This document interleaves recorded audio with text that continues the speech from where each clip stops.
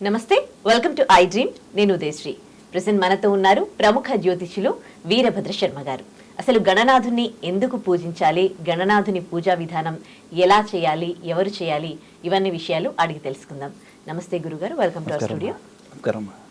Sir, ఎవరైనా కానీ ఏ కార్యం తలపెట్టినా, ఈవెన్ ప్రతిరోజు పూజ చేస్తున్నా కానీ ప్రతిరోజు కూడా గణనాథుని పూజ తర్వాతే వేరే దేవుళ్ళని మొక్కడం కానీ వేరే కార్యం స్టార్ట్ చేయడం కానీ చేస్తూ ఉంటాం. అసలు గణనాథుని ఫస్ట్ ఎందుకు పూజించాలి అంటే రకరకాలుగా చెప్తూ ఉంటారు, కానీ ఎప్పుడు క్లారిటీగా మాత్రం తెలియదు. కొంచెం మీరు క్లారిటీగా చెప్తారా, గణనాథుని ఫస్ట్ ఎందుకు పూజించాలి? తప్పకుండా.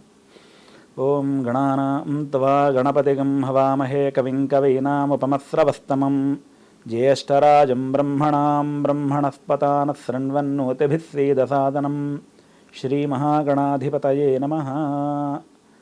మనకి పూజలలోకెల్లా గణపతి పూజ అనేటువంటిది సర్వశ్రేయస్కరం. ఆదౌ పూజ్యో గణాధిపాని ఆర్యోక్తండి.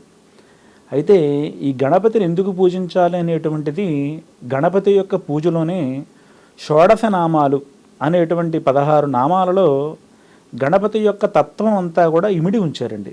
తత్వము అనగా అసలు ఆయన యొక్క జన్మ, ఆయన యొక్క రూపం, ఆయన యొక్క పూజ అన్నీ కూడా ఆ తత్వంలో ఉంటాయి. ఆ తత్వంలో చెప్పినటువంటి 16 నామాలలో సుముఖస్యేకదంతస్య కపిలో గజకర్ణికః లంబోదరశ్చ వికటో విఘ్నరాజో గణాధిపః ధూమకేతుర్గణాధ్యక్షో పాలచంద్రో గజాననః వక్రతుండశోర్పకర్ణో హేరంబస్కందపూర్వజః షోడశేతాని నామాని ఎప్పటేత్ శృణుయాధిపి. శృణుయాధిపి అంటే వినడం అండి.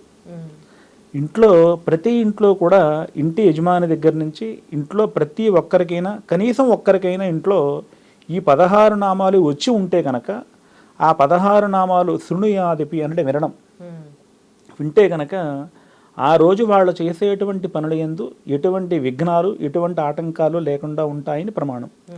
అందులో మొట్టమొదటిది సుముఖ అని చెప్పారు. సుముఖశ్చేకదంతస్య.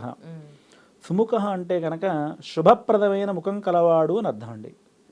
అదేంటండి, ఇంకా చాలామంది దేవతలు ఉన్నారు కదా, శుభప్రదమైన ముఖం కలవాడు అని చెప్పనేసని సుముఖ అనేటువంటి నామాన్ని గణపతికే ఎందుకు ప్రయోగించేశారు అంటే కనుక శుభప్రదమైన ముఖం కలవాడు అనేటువంటి ప్రమాణాన్ని ఆయనకు ఉంచారు.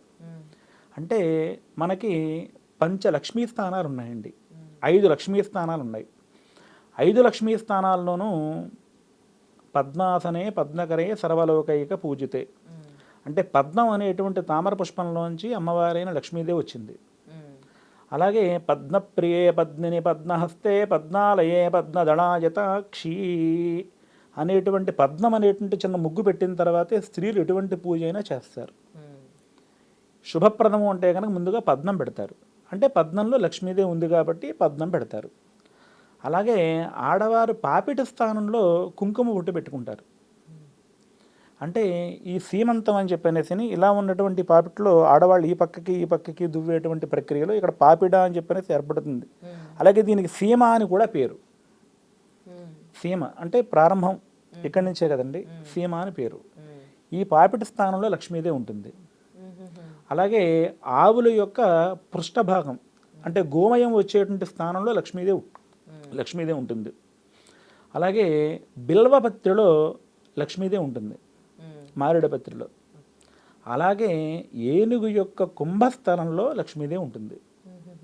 ఇవన్నీ ఉండగా ఇవన్నిటికీ ఒక ఎత్తు, ఏనుగు యొక్క కుంభస్థలం మరొక ఎత్తు. చక్రవర్తులు కానీ మహారాజులు కానీ ఎవరినైనా కొంచెం వీరు చాలా పెద్ద సభగా వీళ్ళని ఊరేగించాలి అంటే కనుక ఏనుగు పైన పెట్టి ఊరేగిస్తారు. ఏనుగుకి మరో పేరుంది, ఐరావతం అని చెప్పనేసి, ఇంద్రుడి దగ్గర కూడా ఉంటుంది. అయితే ఆ ఏనుగు యొక్క ముఖాన్ని ఈయన ధరించి ఉన్నారు, గణపతి ఆయన ధరించి ఉన్నారు. కాబట్టి 5 లక్ష్మీ స్థానాల్లోనూ ప్రథమ లక్ష్మీ స్థానం ఆ ఏనుగు యొక్క కుంభస్థానం. ఆ ఏనుగు యొక్క కుంభస్థానంతో కూడుకున్నటువంటి స్థానంలోనే లక్ష్మీదేవి ఉంది. కాబట్టి ఆ లక్ష్మీ స్వరూపంగా ఉన్నటువంటి ఈయన యొక్క ముఖాన్ని చూసినంత మాత్రం చేతే సమస్తమైనటువంటి శుభాలు కూడా ఏర్పడతాయండి. అటువంటి ముఖం కలిగినటువంటి పరమాత్మ ఈ యొక్క సృష్టిలో గణపతి మాత్రమే. కనుక సుముఖ శుభప్రదమైన ముఖం కలవాడు అని అర్థం. సాధారణంగా ఒక భార్యాభర్తలు ఉన్నటువంటి ఒక రూమ్లో ఎటువంటి దేవుడి ఫోటోలు ఉంచరు, కానీ ఈశాన్యంలో గణపతి యొక్క రూపాన్ని పెట్టాలి అని చెప్పి ప్రమాణం. ఎందుచేతంటే కనుక నిద్ర లేచిన వెంటనే వాళ్ళు కూడా ఈశాన్యం దిక్కును చూస్తే గనక గణపతి యొక్క రూపాన్ని చూస్తే వాళ్ళకు కూడా ఆ రోజు చేసేటువంటి పనులు యందు విఘ్నాలు ఏమీ కూడా లేకుండా ఉంటాయని ప్రమాణం.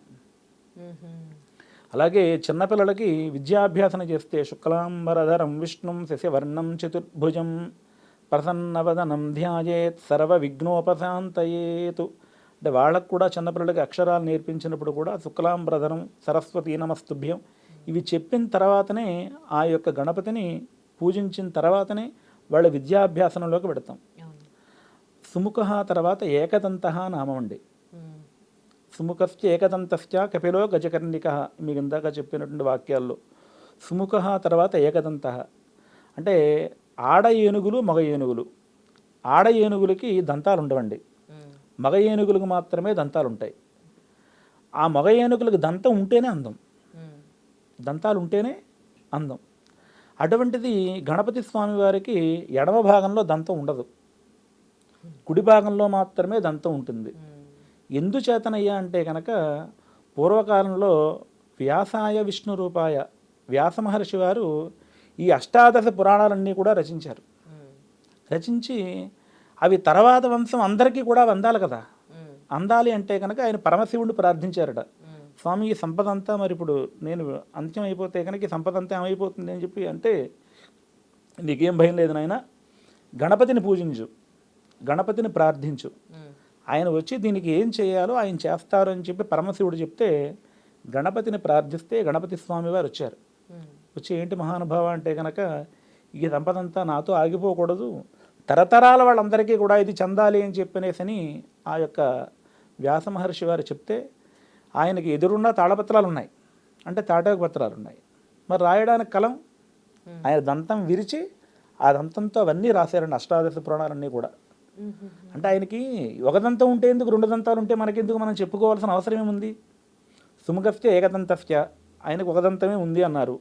ఒక దంతం ఉంటే ఏంటి అంటే ఈ సృష్టి యొక్క కారణానికి, ఈ సృష్టి అంతా కూడా జరగడానికి మనం అందరం కూడా అష్టాదశ పురాణాలన్నీ కూడా పఠించి అవి చదువుకుని తరించడానికి ఉపయోగకరమైనటువంటి పురాణ ఇతిహాసాలన్నీ కూడా ఆయన పెట్టిన భిక్ష.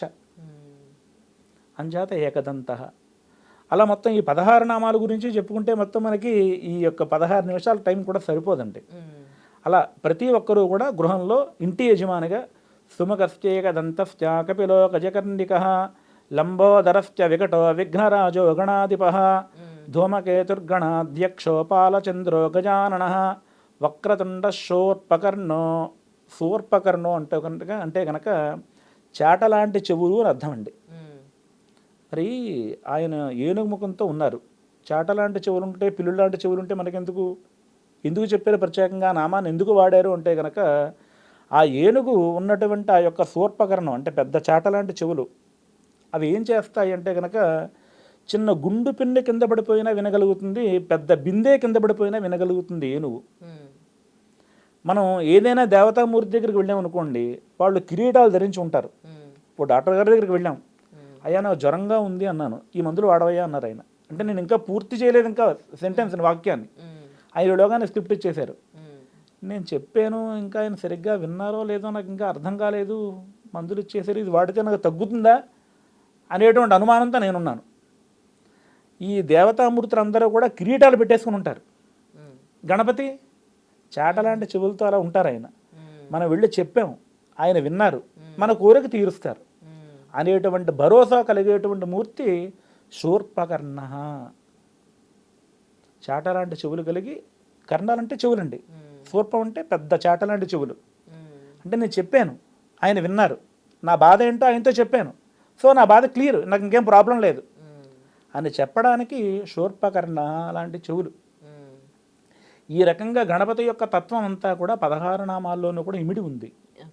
ప్రతి ఒక్కరూ కూడా ఈ యొక్క నామాలు పఠించి ఆ గణపతిని ప్రార్థించి వారి వారి కోరికలన్నింటినీ కూడా నెరవేర్చుకోవచ్చు. చాలా మంచి విషయాలు తెలియజేశారు. ధన్యవాదాలు గురుగారు. పరమేశ్వరార్పణమస్తు.